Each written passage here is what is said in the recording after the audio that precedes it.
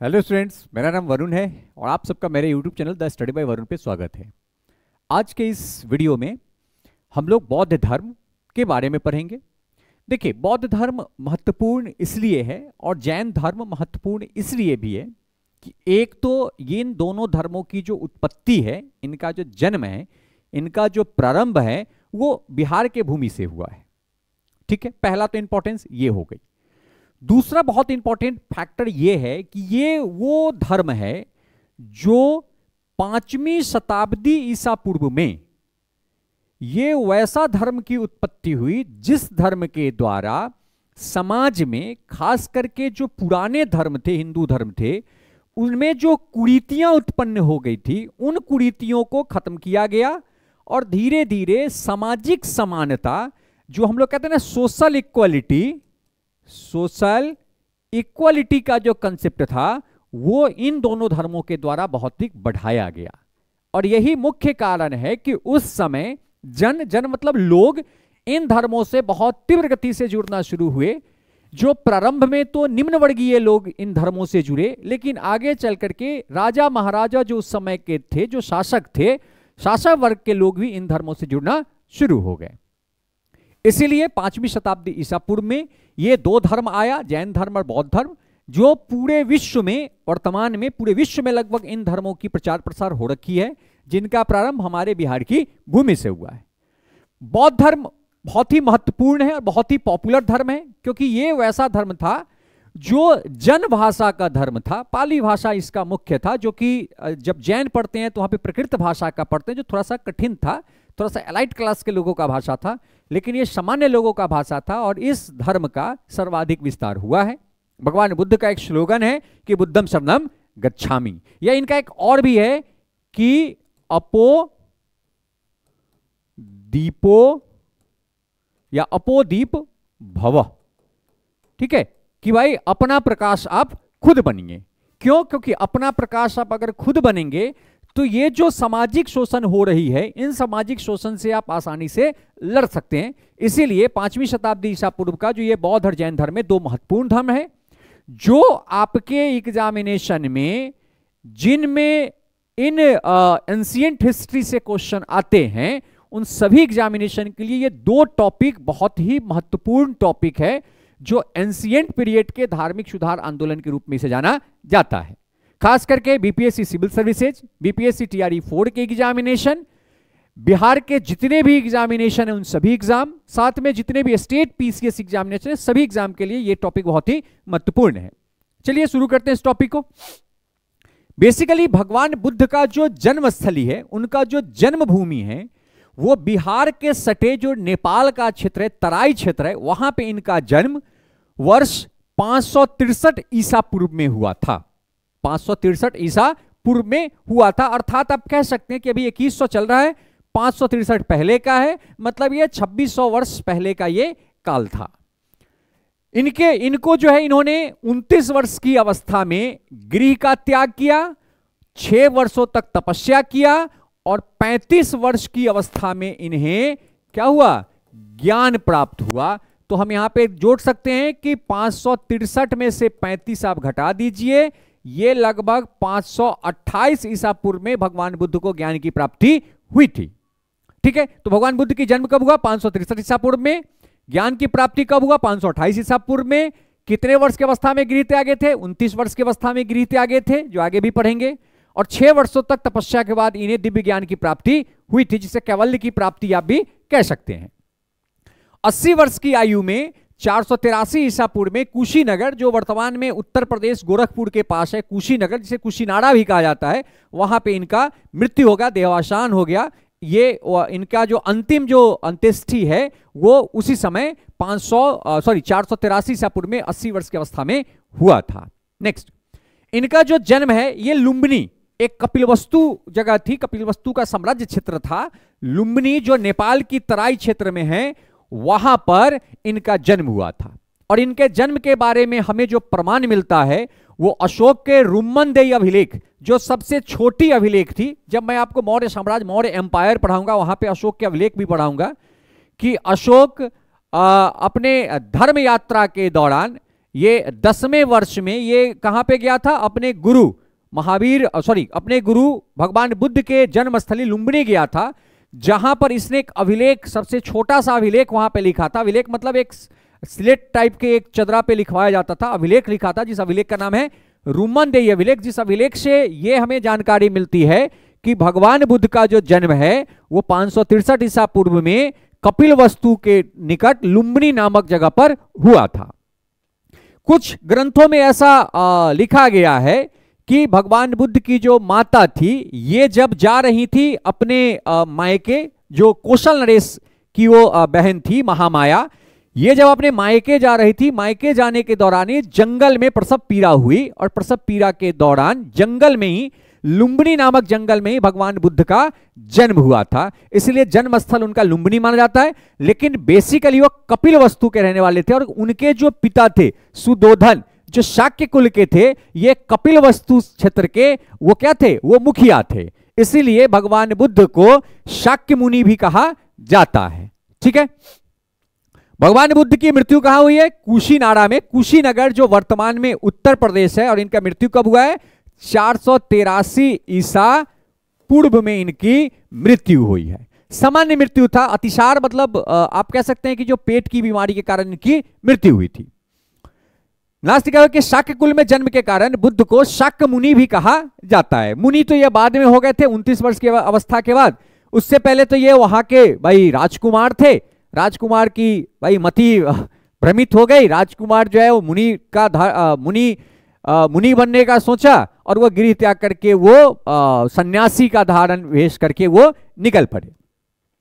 इनका जो पालन पोषण है वो इनकी मौसी प्रजापति गौतमी के द्वारा की गई। बेसिकली ऐसा प्रसंग है, ऐसा कहा गया है कि भगवान बुद्ध जब बाल्यावस्था में थे, नवजात थे, उसी दौरान इनके माता की मृत्यु हो गई, और इनके जो पिता थे, इनके पिता शुद्धोधन के द्वारा दूसरी विवाह इनके मौसी, जिनका नाम है प्रजापति गौतमी, से किया गया, और इन्हीं गौतमी के द्वारा भगवान बुद्ध का पालन पोषण किया गया है, जो कि इनकी मौसी या आप कह सकते हैं इनकी सौतेली मां के एक दूसरे भी संतान हुए, जिनका नाम है आनंद।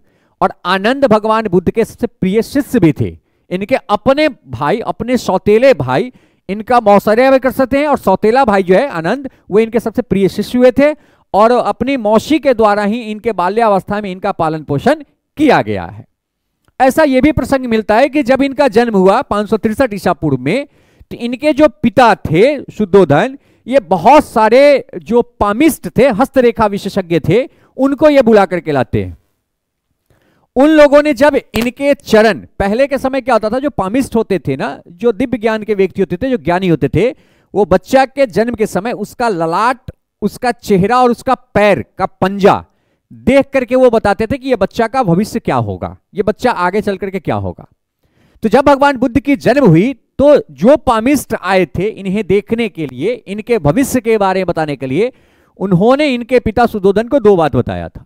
एक कि या तो ये सबसे बड़ा राजा बनेगा, चक्रवर्ती सम्राट बनेगा, जिसका पूरा विश्व लोहा मानेगा, या फिर ये विश्व का बहुत बड़ा सन्यासी बनेगा, संत बनेगा, जो अपने तरुण काल में ही, मतलब अपने जवानी में ही, ये गृह त्याग करके चला जाएगा, और ये पूरे विश्व में एक नए धर्म का प्रचार प्रसार करना शुरू करेगा। और यही प्रसंग है कि जब वो वाक्य सुना गया शुद्धोधन के द्वारा, तो शुद्धोधन ने यह निश्चित किया, क्योंकि एक पुत्र थे शुद्धोधन के, दूसरी पुत्र तो इनके थे नहीं उस समय तक, तो इन्होंने निश्चय किया कि मैं अपने पुत्र को यहां का जो बाहरी वातावरण है, जो आम जीवन है, उससे कभी भी अपने पुत्र को परिचित होने नहीं दूंगा। जिसके कारण 29 वर्ष तक भगवान बुद्ध को इनके पिता के द्वारा राजमहल में सभी प्रकार के ऐशो आराम की सुविधा देकर के रखा गया। कहा ऐसा जाता है कि भगवान बुद्ध जब जहां रहते थे, वहां भगवान बुद्ध के उम्र के लोग ही सिर्फ उनके साथ रहते थे। उनके साथ उनसे बड़े उम्र बुजुर्ग लोग, और वैसे लोग जो देखने में अच्छे नहीं हैं, वैसे लोग जो शारीरिक रूप से स्वस्थ नहीं हैं, वैसे लोग जो मानसिक रूप से स्वस्थ नहीं हैं, वैसे लोग जो किसी पीड़ा में हैं, उन लोगों के इनके राजमहल में जाने पे प्रतिबंध लगा दिया गया था। ताकि शुद्धोधन के द्वारा यह एक योजना बनाई गई कि मेरे पुत्र को किसी भी प्रकार के कष्ट का आह्वान न हो, क्योंकि अगर कष्ट का आह्वान होगा तो हो सकता है ये गृह त्याग करके ये सन्यासी बन जाए और लोगों के कष्ट दूर करने का कार्य शुरू कर दे। ठीक है, तो ये ऐसा एक एक प्रसंग मिलता है बहुत सारे ग्रंथों में। नेक्स्ट, जिसके कारण भगवान बुद्ध को 16 वर्ष की आयु में ही यशोधरा से इनका विवाह करा दिया गया। 16 वर्ष की आयु में ही भगवान बुद्ध को यशोधरा से क्या करा दिया गया? विवाह करा दिया गया। नेक्स्ट, भगवान बुद्ध को पहले ही से यह आभास हो रहा था कि कुछ ना कुछ परिवर्तन तो करना है, लेकिन इनके पिता सुद्धोधन के द्वारा एक ऐसा आवरण बना दिया गया था, ऐसा माहौल बना दिया गया था कि बेचारे ये किसी भी प्रकार के सुधार कार्य में ये अपने आप को जागरूक नहीं कर पा रहे थे, क्योंकि इन्हें बाहरी दुनिया का कोई आभास नहीं था। उसी एक कहानी में यह भी प्रसंग मिलता है कि इनके जो सारथी थे उनका नाम था चान। इनके सारथी का नाम था चान और इनके घोड़ा का नाम था कथक।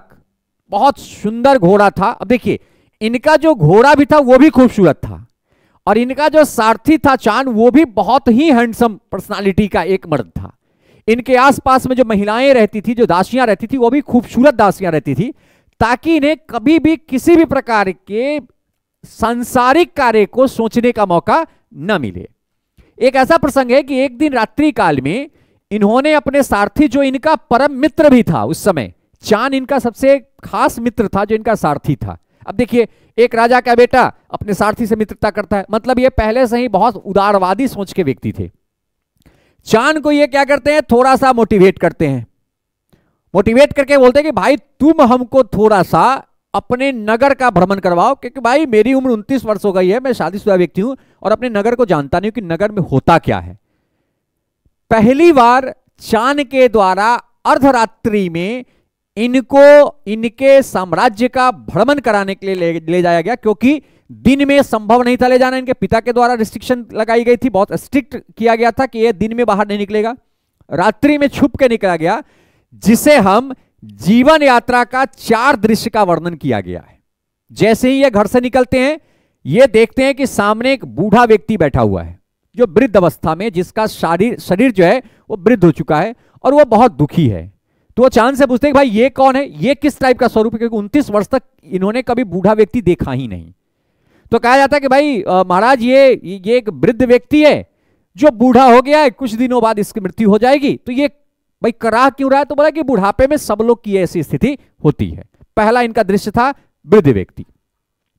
थोड़ा आगे गए तो देखिए एक बीमार व्यक्ति पड़ा हुआ था, खांस रहा था। तो बोला ये क्या है भाई, ये तो जवान है। कहा नहीं, ये जवान तो है बट ये बीमार है, और जब इंसान को बीमारी होती है तो उसे बहुत सारी पीड़ाओं का सामना करना पड़ता है।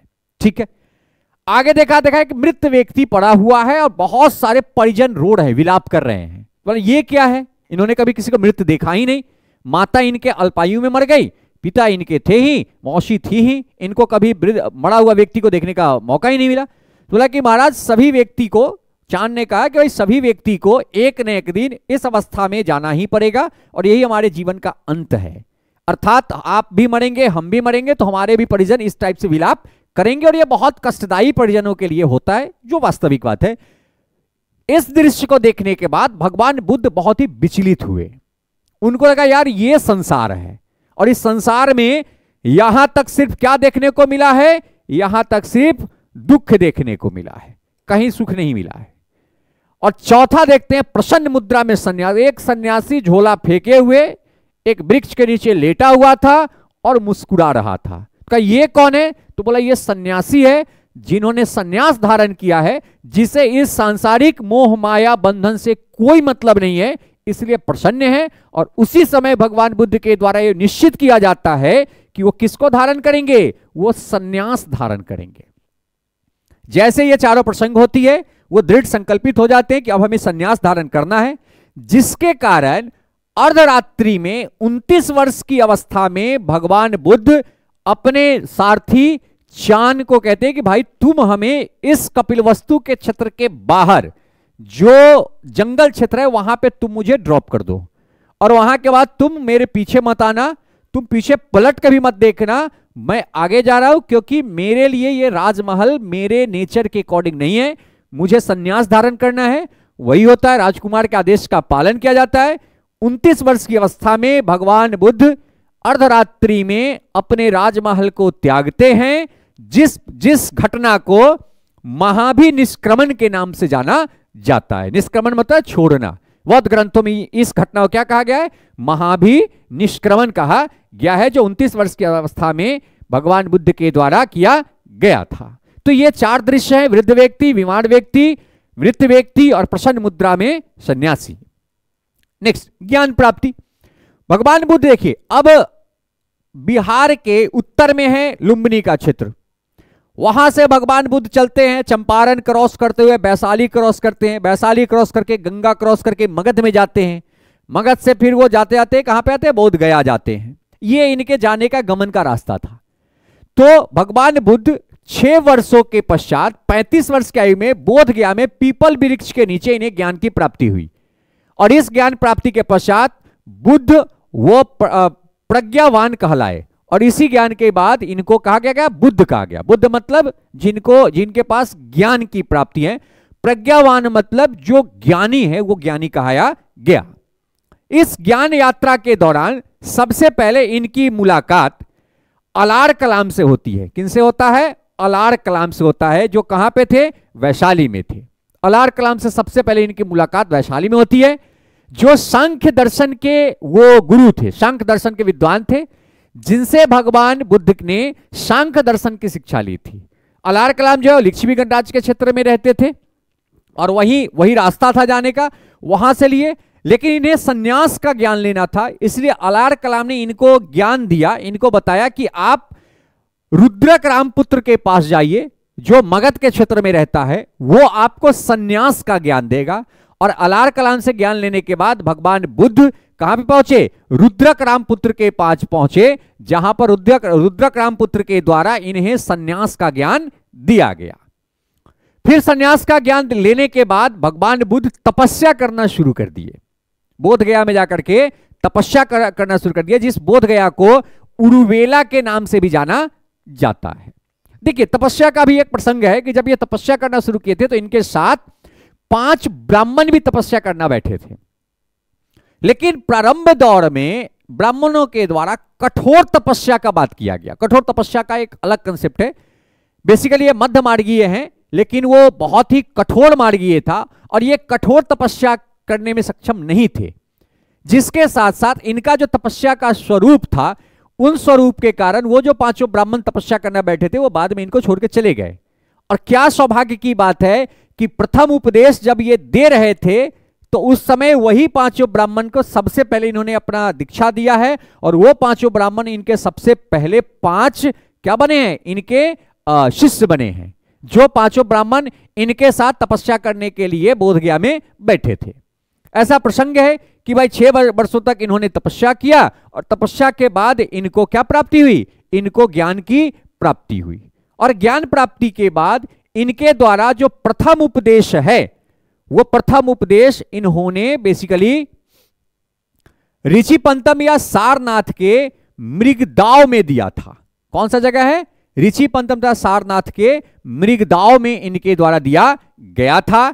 और उस समय इनके द्वारा उन्हीं 5 को सबसे पहले दिया गया था दीक्षा, जो इनके प्रथम 5 शिष्य होते हैं। और इस प्रक्रिया को धर्मचक्र प्रवर्तन कहा गया। पहला जो उपदेश ये दिए हैं कहां पे? सारनाथ में, ऋषिपंतनम सारनाथ में। और सारनाथ का जगह का नाम क्या था? मृगदाव, जिसे हस्तिवन भी कहा गया है। वो जगह जो वन क्षेत्र था उसे हस्तिवन भी कहा गया। वहां पे इन्होंने पहले 5 ब्राह्मणों को ज्ञान दिया था, और इस ज्ञान देने की प्रथम घटना को धर्मचक्र प्रवर्तन कहा गया है। और ये वही 5 ब्राह्मण शिष्य हैं जो प्रारंभ में 6 वर्ष पूर्व इनके साथ तपस्या करने को बैठे थे, बट बीच में ही उन लोगों ने तपस्या छोड़ करके चला गया था। नेक्स्ट देखिए, बेसिकली इनके शिष्यों का परिचय में अगर देखें तो मैं पहले ही बताया हूं कि भाई इन्होंने प्रारंभ में जो निम्न जाति के लोग थे, निम्न समुदाय के लोग थे, आर्थिक रूप से सामाजिक रूप से पीड़ित लोग थे, वो सब इनके साथ जुड़े। क्योंकि एक तो देखिए राजकुल के लोग थे भाई, कौशल के ये कौशल नरेश का भगिना, ये कपिलवस्तु का भाई राजकुमार, एक बड़े कुल से आने वाले।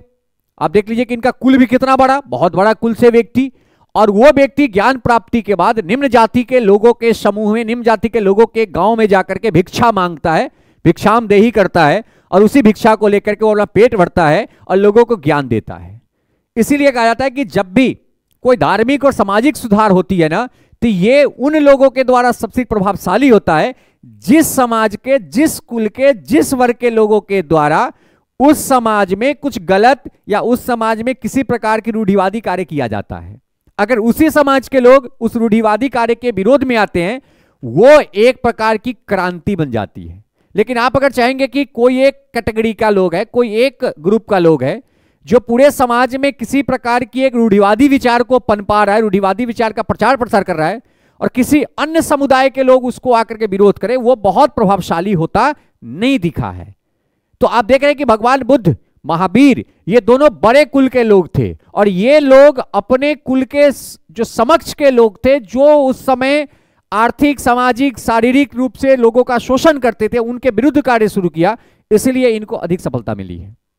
इसलिए देखिएगा, जब सिमिलर जाति, सिमिलर धर्म के लोग जब अपने धर्म और अपने जाति के अंदर जो कुरीतियां उत्पन्न हुई है, उस कुरीतियों का जब विरोध करते हैं, तो उनके द्वारा विरोध का प्रभाव उन कुरीतियों पर अधिक पड़ता है, वो नियंत्रित करने में सफल होते हैं। लेकिन दूसरे समुदाय के लोग अगर वो काम करते हैं तो वो बहुत सफल नहीं होता है।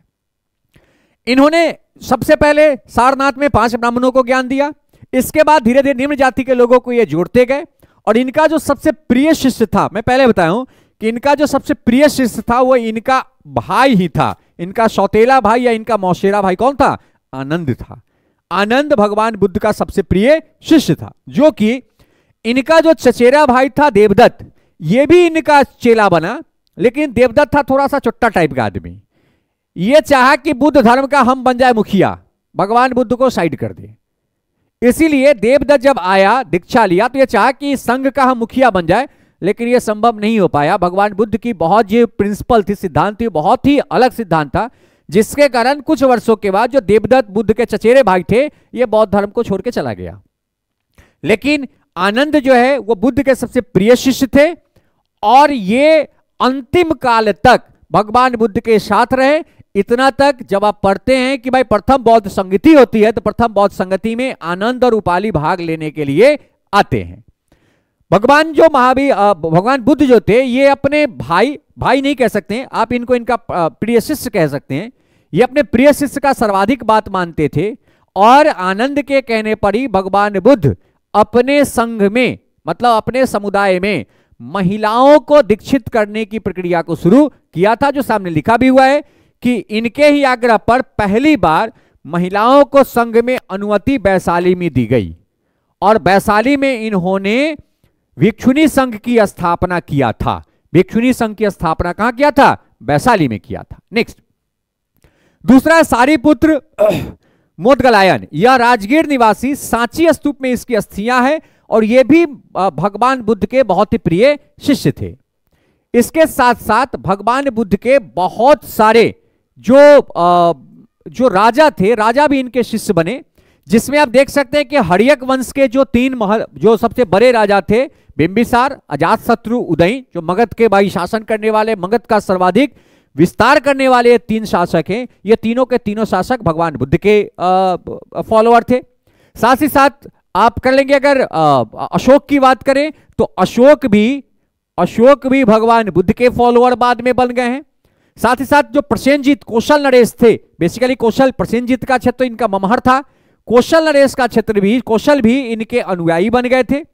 अवंती का जो चंड प्रदोत महावीर का अनुयायी बन गया था, और अर्थात ये साफ साफ दिखाता है कि भगवान बुद्ध को फॉलो करने वाले आम जन नहीं थे। भगवान बुद्ध को फॉलो करने वाले, भगवान बुद्ध से दीक्षा लेने वाले बड़े बड़े सम्राट थे, जिसमें बिंबिसार, अजातशत्रु, उदयन, कौशल नरेश, प्रसेनजीत, ये सब के सब, अशोक सम्राट, ये सब के सब इनके फॉलोअर थे। महिलाओं को प्रवेश के ऊपर इनका एक कथन था कि अगर महिला संघ में प्रवेश लेती है ना, तो संघ का जो विस्तार है, विकास है, वह बाधित होगा। इसलिए यह महिलाओं को, दूसरी एक और भी कारण थी कि ये लोग लगभग 11 महीने, वर्षा ऋतु में ये लोग भ्रमण नहीं करते थे। वर्षा ऋतु में ये लोग कहीं एक जगह पर 1 महीने तक अस्थायी होकर रहते थे, जहां पर ये लोग अपने सिद्धांत के बारे में बात करते थे, कुछ गलतियां हुई है उसके बारे में बात करते थे, संघ का कैसे विकास किया जाए उसके बारे में बात करते थे, जिसको वर्षा ऋतु अवकाश काल कहा जाता था। और वर्षा ऋतु में ये एक ही जगह पर स्थायी होते थे। महिलाओं को नहीं शामिल करने का इनका और भी एक कारण था कि भाई महिला अगर भिक्षा मांगने के लिए गांव गांव जाती है तो हो सकता है महिलाओं के साथ दुर्व्यवहार जो बलपूर्वक या जो बलशाली लोग हैं उनके द्वारा किया जाए, क्योंकि इसमें जो भी दीक्षा लेते थे उन्हें भिक्षा मांगकर ही अपना उपदेश देना पड़ता था और भिक्षा मांगकर ही अपना पेट पालन, अपना पेट भरना पड़ता था। इसीलिए भगवान बुद्ध महिलाओं को अपने संघ में शामिल होने के इच्छुक नहीं थे, लेकिन वैशाली में आनंद के कहने पर ये महिलाओं को शामिल करने की प्रक्रिया शुरू किए हैं।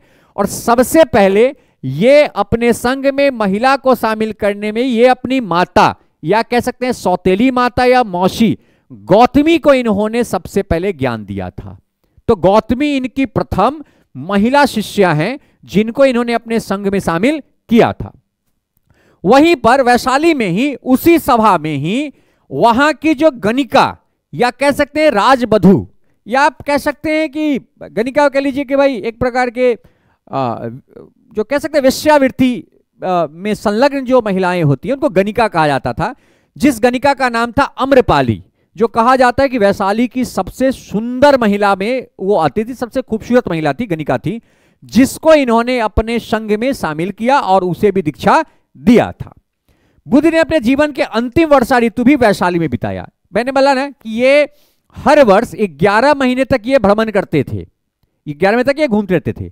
और जो वर्षा ऋतु होता था, वर्षा ऋतु में ये लोग एक जगह पर किसी एक संघ में आकर के ये रुकते थे और वहीं पे 1 महीने तक पूरे वर्षा ऋतु ये लोग वहां पर बिताता था। नेक्स्ट, भगवान का उपदेश स्थल। देखिए भगवान का सर्वाधिक जो लगाव था, बुद्ध का सर्वाधिक लगाव अपने ममहर के क्षेत्र से था, कौशल से था सर्वाधिक, ठीक है। और जिसके कारण इन्होंने कौशल प्रदेश, जिसको श्रावस्ती के नाम से आता है, वहां पर इन्होंने सर्वाधिक प्रवचन भी दिए, सर्वाधिक वर्षा काल भी बिताया और सबसे अधिक जो इनके फॉलोअर थे वो किस क्षेत्र के थे, वो श्रावस्ती कौशल प्रदेश के ही थे। तो आपसे अगर पूछा जाए कि सबसे अधिक वर्षा ऋतु कहां बिताया गया भगवान बुद्ध के द्वारा, तो वो सर्वाधिक कौशल प्रदेश श्रावस्ती में बिताया गया। अंतिम वर्षा ऋतु अपने ये मृत्यु से पहले अंतिम वर्षा ऋतु ये वैशाली में बिताए थे। अर्थात ये साफ साफ ये बात क्लियर हो जाती है कि भाई इनकी जो मृत्यु है वो सितंबर महीने के बाद हुआ है, क्योंकि ये सितंबर तक तो ऑलरेडी सितंबर के महीने में वर्षा ऋतु होता है, भादों के महीने में वो बिताए कहां थे, वैशाली में। उसके बाद इनकी मृत्यु होती है और दोनों वर्षा ऋतु के बीच में इनकी मृत्यु होती है, अर्थात इनकी मृत्यु सितंबर के बाद होती है। नेक्स्ट, अंगुलीमाल जो डाकू था, जो बुद्ध का बाद में शिष्य बना, इसे भी इन्होंने ज्ञान श्रावस्ती में ही दिए थे। श्रावस्ती में जब ये जंगल के क्षेत्र से भ्रमण करते जा रहे थे तो इनको लूटने के लिए वहां पर एक क्रूर व्यक्ति मिला जिसका नाम था अंगुलीमाल डाकू, जिनका ये प्रसंग है कि अंगुलीमाल ये इनको कहा कि भाई हम अपने परिवार के पेट भरने के लिए कुकर्म कर रहे हैं, इस कुकर्म से हमारा कोई दूसरा रास्ता नहीं है। इन्होंने जब बोला कि भाई ठीक है, परिवार के पेट भरने के लिए कुकर्म हो रहा है तो इस कुकर्म का फल भी तो भुगतना पड़ेगा तुमको और तुम्हारे परिवार को, तो तुम भाई परिवार से एक बार कंफर्म हो लो कि क्या इस कुकर्म का फल, इस कुकर्म का जो अपराध का जो फल है वो क्या तुम्हारे परिवार के लोग भुगतने को तैयार हैं? अगर तैयार हैं तो मैं तुमको सब कुछ देने को तैयार हूं। लेकिन जब अंगुलीमाल डाकू ये बात अपने परिवार के सदस्यों से पूछा गया तो सभी सदस्यों ने उस कुकर्म के फल भुगतने से मना कर दिया, जिसके बाद उसे ज्ञान की प्राप्ति हुई और वो भगवान बुद्ध का शिष्य बन गया। और ये जो प्रसंग है ये श्रावस्ती के क्षेत्र में ही हुआ था। नेक्स्ट, बुद्ध के जीवन का संबंध मगध, कौशल अर्थात बिहार और उत्तर प्रदेश के क्षेत्र से है। ये कभी भी मध्य प्रदेश और गंधार पाकिस्तान के क्षेत्र में इनका कोई प्रचार प्रसार इनके द्वारा किया नहीं गया। वो तो अशोक के समय में बौद्ध धर्म के प्रचार प्रसार के लिए अशोक ने जो श्रीलंका वगैरह के क्षेत्र है, चाइना के क्षेत्र है, वहां पर यह प्रचार प्रसार किया। लेकिन भगवान बुद्ध जब तक जीवित रहे बेसिकली उनका जो भ्रमण क्षेत्र था वो बिहार और उत्तर प्रदेश का ही क्षेत्र था। नेक्स्ट, 80 वर्ष की आयु में पहले ही बताया कि 483 ईसा पूर्व में इनकी मृत्यु हो जाती है और इस घटना को महापरिनिर्वाण कहा जाता है। तो आपने पढ़ा कि भाई जब गृह त्यागे तो महावीर निष्क्रमण हुआ, जब इन्होंने पहला ज्ञान दिया तो ज्ञान देने को क्या करते हैं, तो ज्ञान देने का जो इनका बेसिकली जो तरीका था वो कहां पे शुरू हुआ था, तो वो शुरू हुआ था आपका वो इन्होंने जो प्रथम ज्ञान दिया था वो कहां पे, ऋषि पंतनम सारनाथ में दिया था, जिस घटना को क्या कहा गया, जिस घटना को कहा गया धर्मचक्र प्रवर्तन। और जब इनकी मृत्यु हुई थी तो मृत्यु के बाद अर्थात इनका जो देहावसान हो गया था उसे क्या कहा गया, महापरिनिर्माण। तो इनके जीवन की 3 घटना सबसे महत्वपूर्ण है, गृह त्यागना, ज्ञान प्राप्ति के बाद प्रथम उपदेश देना और इनका देहावसान अर्थात इनकी मृत्यु होना। ठीक है, तो ज्ञान गृह त्यागने को क्या कहा गया, गृह त्यागने को निष्क्रमण कहा गया, ज्ञान जो दिया उसे क्या कहा गया, तो भाई प्रवर्तन कहा गया, धर्मचक्र प्रवर्तन कहा गया। और इनकी जो मृत्यु हुई उसे क्या कहा गया, उसे महापरिनिर्माण कहा गया, अर्थात जो मोक्ष की प्राप्ति होती है वो कहा गया। इनके मृत्यु का एक समान सा प्रसंग है कि वर्षा ऋतु बिताने के बाद ये वैशाली से पावापुरी गए, मतलब ये बिहार में ही घूम रहे थे, पावापुरी गए।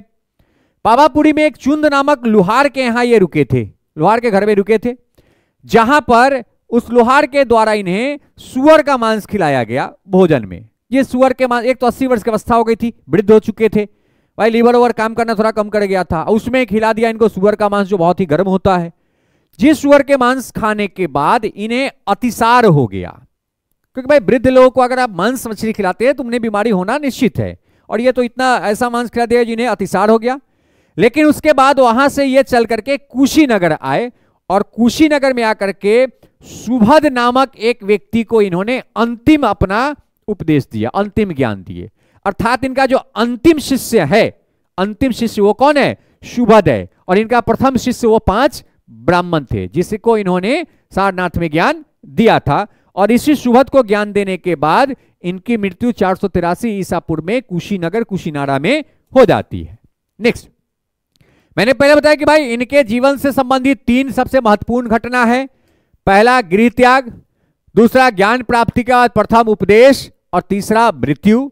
गृह त्याग को क्या कहा गया, महाविनिष्क्रमण। ज्ञान प्राप्ति के बाद प्रथम जो उपदेश दिए उसे क्या कहा गया, धर्मचक्र प्रवर्तन।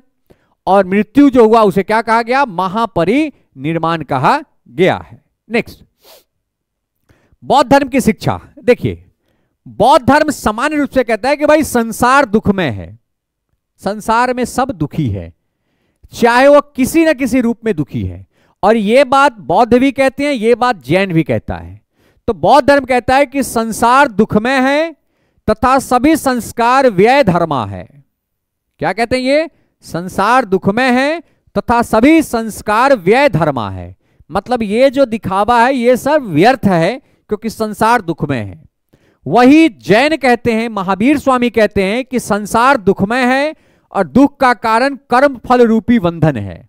मतलब आप एक कर्मफल रूपी बंधन से बंधे हुए जिसके कारण आप दुखी हैं। जिस दिन आप बंधन को त्याग दिए आपका दुख खत्म हो जाएगा, जो सन्यासियों का होता है। सन्यासी क्या करता है, अपने सांसारिक मेटरलिस्टिक जो उनकी वांट्स होती है, भौतिक इच्छाओं को त्याग देता है, सांसारिक सारे बंधनों को त्याग देता है, बंधनों को तोड़ देता है, सारे रिश्ते नाते खत्म कर देता है, वो सन्यासी बनता है जो कभी दुखी रहता नहीं है। अर्थात दोनों का ये कंसेप्ट सिमिलर है कि संसार दुखमय है, और ये कहते हैं कि संस्कार व्यय धर्मा है, और महावीर कहते हैं कि दुख का कारण कर्मफल रूपी बंधन है। इनकी जो मूल शिक्षा है, मूल शिक्षा में इन्होंने मध्यम मार्ग को चुना है, जो कि जैन कठोर मार्ग को चुनते हैं, और बौद्ध मध्यम मार्ग। मध्यम मार्ग का मतलब है कि न बहुत कठोरता न बहुत विलासता, न आप दारू पी के सो जाइए, न आप अन्य त्याग करके तपस्या कीजिए, आप बीच में रहिए। न आप व्यर्थ काम कीजिए न आप कठोर काम कीजिए, बीच में रह करके अगर आप ज्ञान प्राप्ति करते हैं तो वो आपके लिए सबसे अधिक बेहतर होगा या सबसे अधिक कारगर होगा। यहां सामने लिखा है कि बौद्ध धर्म की मूल शिक्षा मध्यम मार्ग पर आधारित है। बुद्ध व्यवहारिक सुधार में विश्वास करते थे। ये व्यवहारिक सुधार, ये दिखावा वाला सुधार नहीं कि आप ज्ञान ले लिया और आपके अंदर व्यवहारिक परिवर्तन नहीं है, उस पर बुद्ध विश्वास नहीं करते थे। तथा वाद विवादों से दूर रहते थे, और ये डिस्कशन से दूर होते थे, क्योंकि जितना डिस्कशन कीजिएगा आपके जो एंटी पार्टी है वो चाहेगा कि आपको किसी तरीके से डेमोरलाइज करें और आपको आपके मार्ग से भटकाने का पूर्ण प्रयत्न उसके द्वारा किया जाएगा। ये मध्यम मार्ग के प्रशंसक थे, जिसमें न तो अधिक संयम और न ही अधिक विलास पर जोर दिया गया कि भाई बहुत अधिक संयम नहीं करना है, बहुत अधिक तप भी नहीं करना है, और न ही बहुत अधिक विलास करना है, अर्थात ये मध्यम मार्गीय थे, ये बीच के मार्ग को चुन करके चलते थे। नेक्स्ट, बुद्ध के द्वारा 4 आर्य सत्य को कहा गया। 4 आर्य सत्य में पहला है दुख, दूसरा है दुख समुदाय, तीसरा है दुख निरोध और चौथा है दुख निरोध गामिनी प्रतिपदा। ये 4 आर्य सत्य को लेकर चलते थे। पहला आता है दुख, मतलब किसी न किसी रूप में सभी लोग दुखी है, मतलब I will have to suffer lots of pain, कि भाई हम लोग, मैं बहुत सारे दुखों से हम लोग क्या कर रहे हैं, सफर कर रहे हैं, अर्थात पूरा संसार दुखी है। दूसरा दुख समुदाय, दुख समुदाय करते हैं कि दुख का कारण प्रतित्य समुत्पाद है, कि भाई दुख होता क्यों है, क्योंकि हम बहुत सारे प्रकार के बंधनों में बंधे हुए हैं जिसके कारण हमें दुख का सामना करना पड़ता है।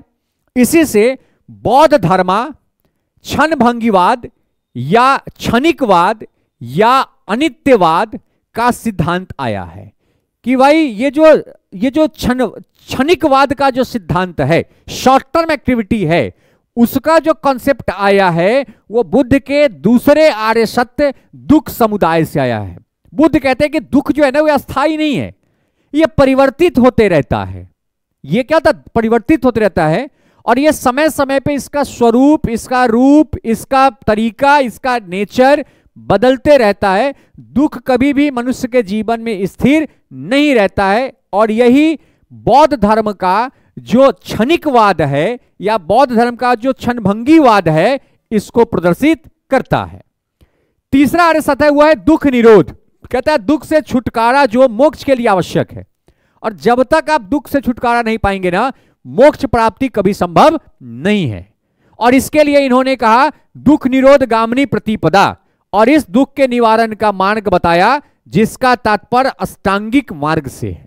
जो 8 इन्होंने मार्ग बताया जिस मार्ग से आप इस दुख से मुक्ति पा सकते हैं, अर्थात आपको निर्वाण की प्राप्ति हो सकती है, आपको कैवल्य की प्राप्ति हो सकती है, आपको ज्ञान की प्राप्ति हो सकती है, और आप मोक्ष को प्राप्त कर सकते हैं। तो बौद्ध धर्म के 4 आर्य सत्य कौन कौन है, दुख, दुख समुदाय, दुख निरोध और दुख निरोध गामिनी प्रतिपदा। अब आते हैं अष्टांगिक मार्ग क्या है। देखिए, बुद्ध के द्वारा जो दुख है, सांसारिक दुख है, जिसमें हम बहुत सारे दुखों को एक साथ झेलते हैं, मानसिक भी है, आर्थिक भी है, शारीरिक भी है, पारिवारिक भी है, सामाजिक भी है, बहुत सारे दुखों को झेलना पड़ता है। इन दुखों से बाहर निकलने के लिए बुद्ध के द्वारा 4 कंसेप्ट, 4 अवधारणा सिद्धांत दिया गया, जिसे अष्टांगिक मार्ग कहा गया। अर्थात आप कह सकते हैं कि 4 मेथड दिया गया, जिस मेथड के द्वारा आप दुख से बाहर निकल सकते हैं, और इसी को दुख से छुटकारा का एक मार्ग भी बताया गया, जिसे हम अष्टांगिक मार्ग के नाम से जानते हैं, जिसमें 8 तत्व के बारे में भगवान बुद्ध के द्वारा अपने ग्रंथों में बताया गया है। जिसमें पहला है सम्यक दृष्टि, दूसरा है सम्यक संकल्प, तीसरा है सम्यक वाक्य, चौथा है सम्यक कर्म, पांचवा है सम्यक आजीव, छठा है सम्यक व्यायाम, सातवां है सम्यक स्मृति और आठवां है सम्यक समाधि। देखिए, इसको याद करने का सिंपल सा मैंने एक ट्रिक भी बताया था, थोड़ा सा ट्रिक तो है, थोड़ा सा अनएक्सपेक्टेड टाइप का ट्रिक है, बट ठीक है।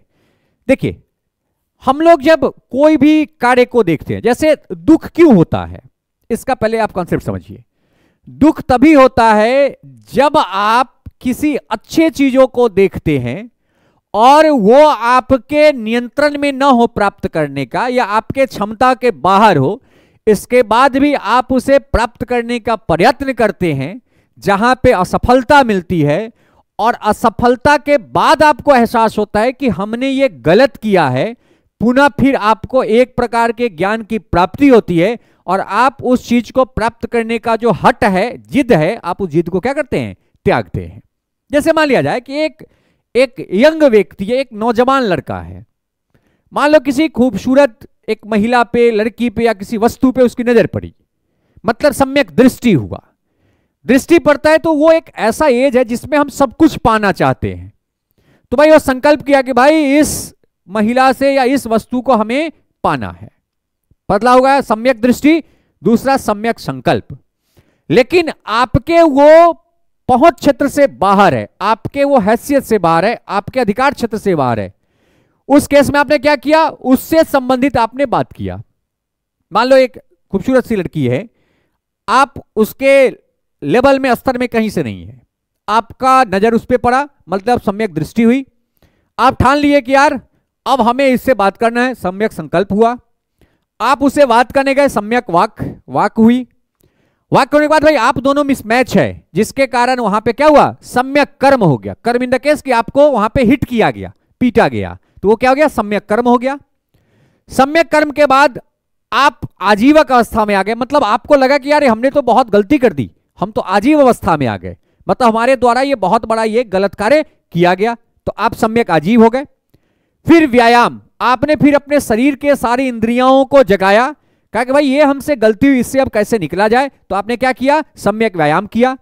सारे इंद्रियों के द्वारा आपको बताया गया कि भाई आपको ये गलत की है, ये आपकी स्मृति को वापस हम ला रहे हैं, आपने जो हट किया था वो गलत हट था, मतलब सम्यक स्मृति हुई। और सम्यक स्मृति के बाद आपको ज्ञान की प्राप्ति की, नहीं ये जो था, ये कार्य जो मैंने किया, ये हमारे अधिकार क्षेत्र से बाहर था, हमारे स्तर से बाहर था, ये कार्य हमें नहीं करना चाहिए, अर्थात आपको क्या प्राप्ति हो गई, आपको ज्ञान की प्राप्ति हुई, जिसे हम सम्यक समाधि के नाम से जानते हैं। तो अष्टांगिक मार्ग कितने पाठ है, 8 हैं। सम्यक दृष्टि, सम्यक संकल्प, सम्यक वाक्य, सम्यक कर्म, सम्यक आजीव, सम्यक व्यायाम, सम्यक स्मृति और सम्यक समाधि। और यही अष्टांगिक मार्ग के द्वारा दुख से निवारण प्राप्त किया जा सकता है, अर्थात दुख से छुटकारा प्राप्त किया जा सकता है। बौद्ध धर्म के 3 अंग बनाए गए, जिसे त्रिरत्न कहते हैं। बौद्ध धर्म सिर्फ एक नहीं है, उसके 3 अंग है। पहला है बुद्ध, मतलब ज्ञान। धम्म, धम्म मतलब जहां वो लोग रहते हैं, एक धर्म का स्वरूप। धम्म मतलब शासन करने का तरीका, धम्म मतलब शासन करने का तरीका। शासन का तरीका क्या है, मानवता, सामाजिक विकास, मानव का विकास, यही उनका शासन करने का तरीका था। अधर्मों का विरोध करना, धर्म का सपोर्ट करना। और तीसरा है संघ, संघ मतलब समूह, कि अगर समूह में रहा जाए तो किसी भी काम को करना आसान हो जाता है। तो बौद्ध धर्म के 3 अंग है, बुद्ध, धम्म और संघ। और बौद्ध धर्म में कितने आर्य सत्य हैं, 4 आर्य सत्य हैं। दुख, दुख समुदाय, दुख निरोध और दुख निरोध प्रतिगामिनी प्रतिपदा।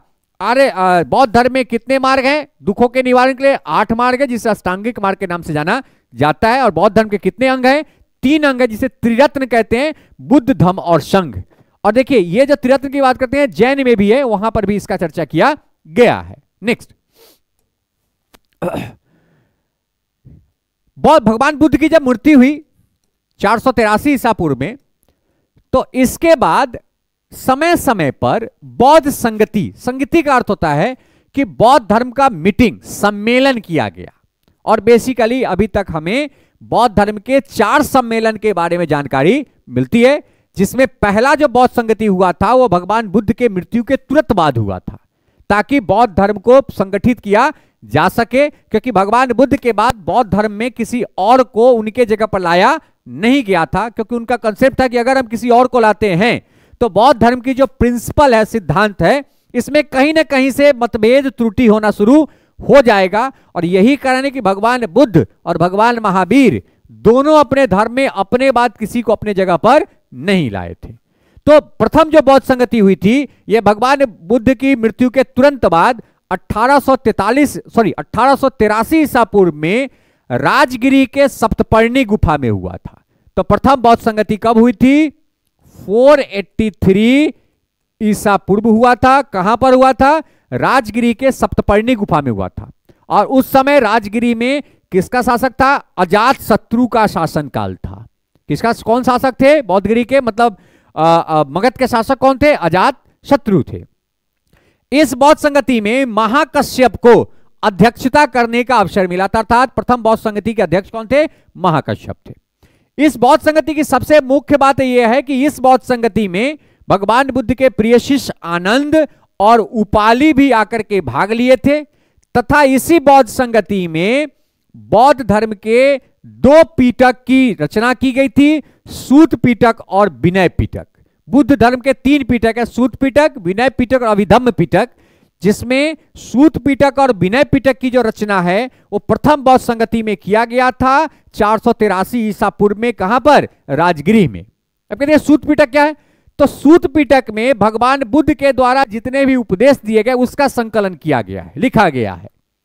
और विनय पिटक, विनय मतलब नियम, विनय पिटक में बौद्ध धर्म के जो भिक्षु है, भिक्षु संघ है, उनको किस नियमों का पालन करना है, किस तरीके से चलना है, उस सभी नियमों का उसमें संकलन किया गया था।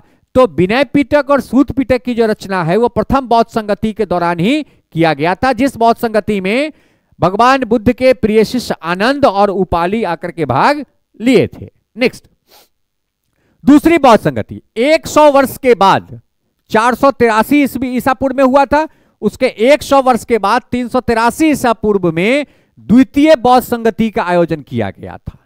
और द्वितीय बौद्ध संगति का आयोजन वैशाली के वालुकाराम विहार में किया गया था।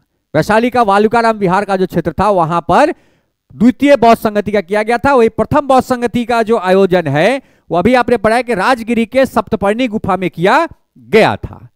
नेक्स्ट, दूसरी बौद्ध संगति के समय वैशाली के शासक कौन थे? कालाशोक थे, और कालाशोक उस समय वैशाली के शासक थे। और द्वितीय बौद्ध संगति में शुभुकामी को बौद्ध संगति की अध्यक्षता करने का मौका दिया गया था। इस बौद्ध संगति का जो मुख्य जो बातें हैं वो है कि इस बौद्ध संगति में बौद्ध सिद्धांतों एवं आचार विचार को लेकर के बौद्ध धर्म का पहला विभाजन हुआ। बौद्ध धर्म का पहला विभाजन हुआ था, और वो विभाजन किस रूप में हुआ? वो विभाजन हुआ था महासंघीय या सर्वस्तिवादी, और दूसरा था अस्थिरवादी या थेरवादी में। ये जो थेरवादी था ना, ये बेसिकली रूढ़िवादी टाइप का लोग था। रूढ़िवादी मतलब जो बौद्ध धर्म में किसी भी प्रकार के परिवर्तन का विरोध करता था। ये परिवर्तन के विरोधी थे और ये परिवर्तन के सपोर्टर थे। तो जो परिवर्तन के सपोर्टर थे महासंघीय, ये चाहता था कि बौद्ध धर्म में परिवर्तन किया जाए, लेकिन जो थेरवादी था, जो रूढ़िवादी था, ये परिवर्तन के विरोधी था, जिसके कारण द्वितीय बौद्ध संगति में प्रथम बार बौद्ध धर्म में विभाजन होना शुरू हो गया था। नेक्स्ट, इस बौद्ध संगति में जो महासंघीय या जो सर्वस्तिवादी था उसका नेतृत्व महाकश्यप कर रहे थे। कौन कर रहे थे? महाकश्यप कर रहे थे, जो कि इसका जो अध्यक्षता कौन किए थे? शुभुकामी किए थे, और शुभुकामी के द्वारा अध्यक्षता इसकी की गई थी, जो कि जो प्रथम बौद्ध संगति हुई थी उसकी अध्यक्षता उसी महाकश्यप के द्वारा किया गया था। और महाकश्यप जो है ये रहने वाले वैशाली के थे। महाकश्यप कहां के रहने वाले थे? वैशाली के थे, और ये महासंघिक का नेतृत्व कर रहे थे। और महासंघिक किस टाइप का था? तो मैंने आपको बताया है कि ये जो महासंघिक था ये परिवर्तन का सपोर्टर था, और ये जो अस्थिरवीर या थेरवादी था ये परिवर्तन के विरोधी थे। तो परिवर्तन के सपोर्टर कौन करते थे? महाकश्यप। महासंघिक वैचारिक स्तर पर बौद्ध धर्म के नियमों एवं सिद्धांतों में परिवर्तन चाहते थे, उसको चेंज करना चाहते थे। वही जो थेरवादी थे परिवर्तन विरोधी था, रूढ़िवादी थे, और थेरवादी का नेतृत्व महाकच्चायन कर रहा था। तो याद रखिएगा, थेरवादी का नेतृत्व या रूढ़िवादी का नेतृत्व कौन कर रहा था? महाकच्चायन। और वही जो महासंघिक था या परिवर्तनवादी था उसका नेतृत्व कौन कर रहा था? महाकश्यप कर रहा था। और महाकश्यप वो थे जो प्रथम बौद्ध संगति का ये अध्यक्षता किए थे। नेक्स्ट, महासंघ के विचार में जीव 9 धमों से निर्मित होते हैं। एक जो मनुष्य है, जीव है, वो 9 धमों से निर्मित होते हैं। दृश्य जगत के भारभूत अंश पूर्णतः क्षणिक नहीं है, अपितु अप्रत्यक्ष रूप से सदैव विद्यमान रहते हैं। और इनका कहना था कि देखिए, ये जो पूरे दृश्य जगत है जिसे हम अपने आंखों से देखते हैं कि सारभूत अंश पूर्णतः क्षणिक नहीं है। ये पूर्णतः क्षणिक नहीं है, हाँ कुछ परिवर्तन होता है, लेकिन आप ये नहीं कह सकते कि हम जिसे देख रहे हैं वो पूर्णतः क्षणिक है। ये कहना एकदम गलत है। आगे चल करके महासंघियों की एक शाखा पूर्व शैल के नाम से बनी। आगे चल करके जो महासंघीय थे, जो परिवर्तनवादी थे, उनकी शाखा पूर्व शैल से बनी। और ये बेसिकली शैव धर्म के संदर्भ में कवि भवभूत अपनी रचना ग्रंथ मालती माधव में कपालिकों के प्रमुख केंद्र श्रीशैल की चर्चा करते हैं। और बेसिकली जो आगे चल करके महासंघी का एक नया शाखा बना पूर्व शैली, जिस पूर्व शैली को शैव धर्म के रूप में देखा जाता है, जिसके लिए मालती माधव नामक एक ग्रंथ की रचना भवभूति के द्वारा किया गया था। नेक्स्ट, जो स्थिरवादी या थेरवादी था, जिसका नेतृत्व कौन कर रहे थे? महाकच्चायन। कौन करा था? महाकात्यायन। और बेसिकली महाकात्यायन उज्जैन के क्षेत्र का था। उज्जैन अवंती और मध्य प्रदेश का क्षेत्र है, वहां का ये रहने वाला था। ये बौद्ध धर्म में किसी भी परिवर्तन का विरोध करता था। साथ ही यही जो थेरवादी था, ये भगवान बुद्ध को एक पुरुष मानता था, लेकिन जो महासंघीय थे वो भगवान बुद्ध को अवतार मानता था। इसीलिए वो भगवान बुद्ध का, जो संघीवादी था, वो भगवान बुद्ध का पूजा करने लगा, लेकिन थेरवादी भगवान बुद्ध का पूजा करता नहीं था। आगे चल करके उपयुक्त दोनों संप्रदायों से कई उप संप्रदाय का भी विकास हुआ है, धीरे धीरे लोग उससे फुटकते गए हैं। नेक्स्ट, भारत में सबसे पहले मानव रूप में बुद्ध की प्रतिमा का पूजा किया गया। किसके द्वारा? संघवादियों के द्वारा। बुद्ध की खड़ी प्रतिमा कुषाण काल में बनी है। वही 80 फुट की बड़ी प्रतिमा का निर्माण जापान द्वारा बोध गया में करवाया गया है। और वही बैठी प्रतिमा जो है ना, वो गुप्त काल में निर्मित करवाई गई है। तो भगवान बुद्ध की जो प्रथम प्रतिमा है वो कब हुआ है? तो प्रथम प्रतिमा का इनका जो अनावरण किया गया है वो बेसिकली किस काल में? कुषाण काल में किया गया है। और इनका जो बैठा हुआ मूर्ति का प्रतिमा है वो गुप्त काल में निर्माण करवाया गया है। साथ ही साथ जो विश्व शांति स्तूप है वो आपको पता है कहां पे? राजगीर में है, जो बौद्ध धर्म का एक बहुत बड़ा स्तूप का निर्माण वहां पे किया गया है। बहुत सारे जो बौद्ध धर्मीय कंट्री है उनके भी कंट्रीब्यूशन उसमें की गई है। नेक्स्ट, तीसरी बौद्ध संगति 247 ईसा पूर्व में हुआ है। 483 में पहला, 383 में दूसरा। ठीक है, पहला बोध गया के क्षेत्र में, दूसरा वैशाली के क्षेत्र में। और तीसरा क्या? तीसरा बौद्ध संगति का आयोजन 247 ईसा पूर्व में पाटलिपुत्र में अशोकाराम विहार में हुआ है। और आपको पता है कि उस समय मौर्य साम्राज्य के तीसरे शासक अशोक थे। तो तीसरा बौद्ध संगति मौर्य साम्राज्य के तीसरे शासक अशोक के कार्यकाल में 247 ईसा पूर्व में पाटलिपुत्र के अशोकाराम विहार में आयोजित किया गया था। जिस बौद्ध संगति की जो अध्यक्षता है वो मोगलीपुत्तिस के द्वारा किया गया, जो थेरवादी परंपरा के थे। ये रूढ़िवादी परंपरा का था मोगलीपुत्तिस, जो महाकात्यायन जिसका था फॉलोअर, उसी थेरवादी के कौन थे? मोगलीपुत्तिस भी थे, जिनके द्वारा तीसरी बौद्ध संगति 247 ईसा पूर्व में पाटलिपुत्र के अशोकाराम विहार में आयोजित हुआ था, उसकी अध्यक्षता किया गया था। ये जो बेसिकली संगति हुई थी, इसका महत्वपूर्ण बात यह है कि इस संगति में थेरवादी का प्रभाव माना था। क्यों? क्योंकि अध्यक्ष कौन थे? थेरवादी थे, थेरवादियों का वर्चस्व था। अगली जो चौथी बौद्ध संगति है, इसमें महासंघियों का प्रभाव था। महासंघी भी था खुन्नस में कि तीसरा में ये चला लिए, चौथा में हम लोग ही चलाएंगे। इस संगति के दौरान बौद्ध दर्शन से संबंधित अभिधम्म पिटक का संकलन हुआ। तो मैंने 3 पिटक बताया था ना, सूत पिटक, विनय पिटक और अभिधम्म पिटक। सूत पिटक में क्या था? भगवान बुद्ध के द्वारा दी गई उपदेश का संकलन था। विनय पिटक में क्या था? विनय मतलब नियम, तो भगवान बुद्ध के संघ को चलाने के लिए नियम दिया गया था, उसका संकलन था। और अभिधम्म पिटक जो था ना, ये बेसिकली बौद्ध दर्शन का पार्ट था। इसमें क्वेश्चन वगैरह की बात होती थी कि भाई कैसे बौद्ध धर्म को आगे बढ़ाया जाए। तो तीसरी बौद्ध संगति में अभिधम्म पिटक का संकलन हुआ, वही प्रथम बौद्ध संगति में सूत पिटक और विनय पिटक का संकलन हुआ था। इसी पिटक के तहत मोगलीपुत्तिस ने अपने ग्रंथ कथावथु को संकलित किया था। और मोगलीपुत्तिस का एक ग्रंथ है जिसका नाम क्या है? कथावथु। कथावथु का जो संकलन है वो बेसिकली अभिधम्म पिटक के आधार पर किया गया था, जो इस तीसरी बौद्ध संगति के अध्यक्षता किए थे। नेक्स्ट, अब चौथी बौद्ध संगति। जो चौथी बौद्ध संगति 102 ईसा पूर्व के आसपास हुआ था। एक चीज ध्यान रखिएगा, कुछ बुकों में 100 ईसा पूर्व भी कहा गया है, 100 ईसा पूर्व भी कहा गया है। ठीक है, इसका जो थोड़ा जो डेट है ना, इसमें बहुत सारी थोड़ा सा विवाद है। तो ये 100 से 102 ईसा पूर्व के दौरान ही किया गया है। और ये चौथी बौद्ध संगति का आयोजन कश्मीर के कुंडल वन में कनिष्क के काल में हुई थी। किसके काल में हुआ था? कनिष्क के शासन काल में कश्मीर के कुंडल वन में चौथी बौद्ध संगति का आयोजन किया गया था। और यह प्रथम बौद्ध संगति था जिसमें अध्यक्ष और उपाध्यक्ष 2 थे। और चौथी बौद्ध संगति के अध्यक्ष कौन थे? वसुमित्र। और उपाध्यक्ष थे अश्वघोष। और सब में आप देखेंगे सिर्फ क्या थे? सिर्फ और सब में अध्यक्ष थे, इसमें उपाध्यक्ष अश्वघोष को बनाया गया था। इस बौद्ध संगति में धर्म का प्रचलित स्पष्ट विभाजन महायान तथा हीनयान के रूप में हुआ था। महायान वही है जो संघीवादी था, जो परिवर्तन को मानता था, हीनयान वही है जो थेरवादी था, जो परिवर्तन का विरोध करता था। तो सही तरीके से जो बौद्ध धर्म का विभाजन हुआ है वो हुआ है चौथी बौद्ध संगति में, लेकिन विभाजन का जो अंश पनपना शुरू हो गया था वो दूसरी बौद्ध संगति 383 ईसा पूर्व से ही पनपना शुरू हो गया था। इस संगति पर महासंघियों का प्रभाव था। क्यों? क्योंकि तीसरी जो बौद्ध संगति हुई थी पाटलिपुत्रा में, उसमें थेरवादियों का प्रभाव था, इसलिए चौथी में महासंघियों का प्रभाव था। और इस बौद्ध संगति में विभाषा शास्त्र नामक बौद्ध ग्रंथ, कुछ उपदेश शास्त्र और कुछ टीकाओं का संकलन किया गया। यह जो बौद्ध संगति था जिसमें बहुत ही महत्वपूर्ण ग्रंथ है जिसका नाम है विभाषा शास्त्र, और विभाषा शास्त्र नामक ग्रंथ का संकलन चौथी बौद्ध संगति में कश्मीर के कुंडल वन में किया गया था।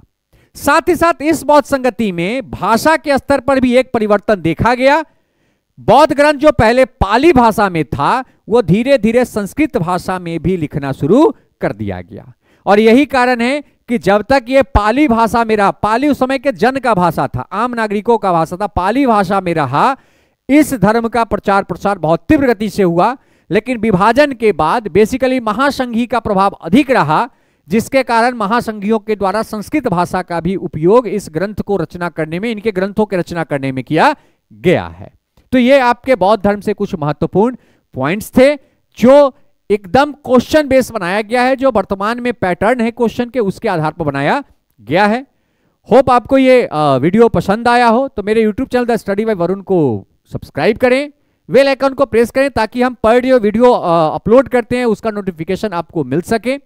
साथ ही हमारे वीडियो को अपने स्टडी ग्रुप में भी फॉरवर्ड करें, और हर वीडियो का जो पीडीएफ का लिंक है वो इस वीडियो के डिस्क्रिप्शन में रहता है, वहां से आप मेरे Telegram channel the study bye Varun से उसे आप आसानी से डाउनलोड कर लें ताकि आपके पढ़ाई में किसी प्रकार की कोई परेशानी नहीं हो। Thank you.